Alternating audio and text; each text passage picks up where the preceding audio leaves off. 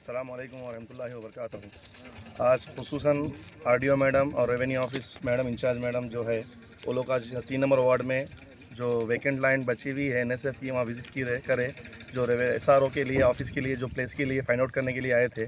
और हम भी नुमाइंदगी करें कि इस जगह पे अगर कोई ऑफिस आएंगी तो एरिया के डेवलपमेंट होगा इंशाल्लाह। यहाँ पे आदमियों की आमदनी का ज़रिया बनेंगी ये ऑफिस। और हम लोग सब यहाँ के यूथ से हम लोग ये डिमांड है कि ये प्लेस को मैडम फाइंड आउट करें और कंफर्म करें, क्यों वो तो ये ऑफिस आने से यहाँ पे आमदनी के ज़रिए बढ़ने की चांसेस बहुत ज़्यादा है।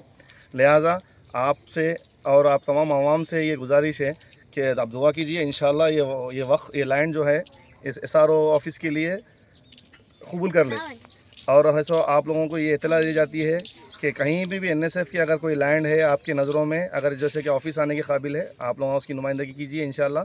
शकनगर के डेवलपमेंट के लिए आप उन लोग ये जो वैकेंट लैंड्स है वो सार के नज़रों में लेके जाएंगे, मैडम की नज़रों में लेके जाएंगे। अस्सलाम वालेकुम वरहमतुल्लाहि वबरकातुहू।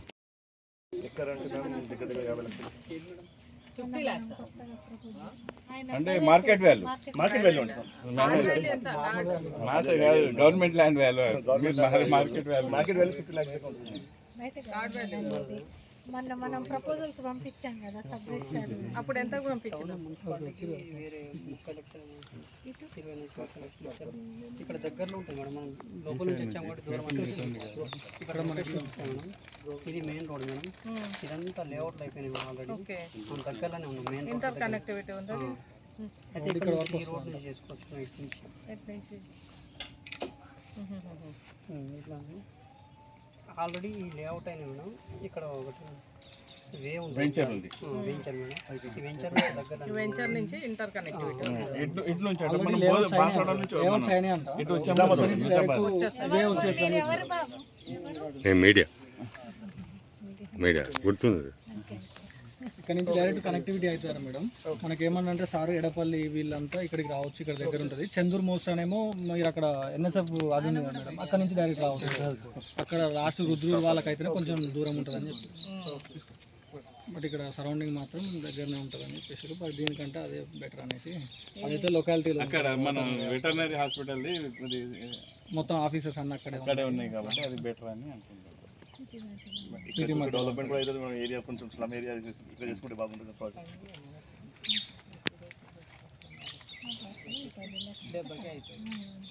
3 acres ల్యాండ్ ఉందంట. ఇక్కడ 3 acres ఉందన్నారు. 1 acre మనకి ఇస్తాను. ఇది మేడం ఎల్ షేప్ మొత్తం చూసుకున్నా అది 36 గుంటాస్ వచ్చింది.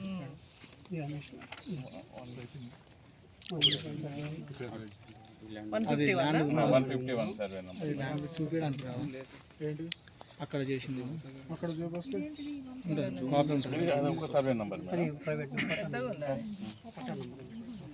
ఇది 151 ఇది 140 ఇది 151 ఇది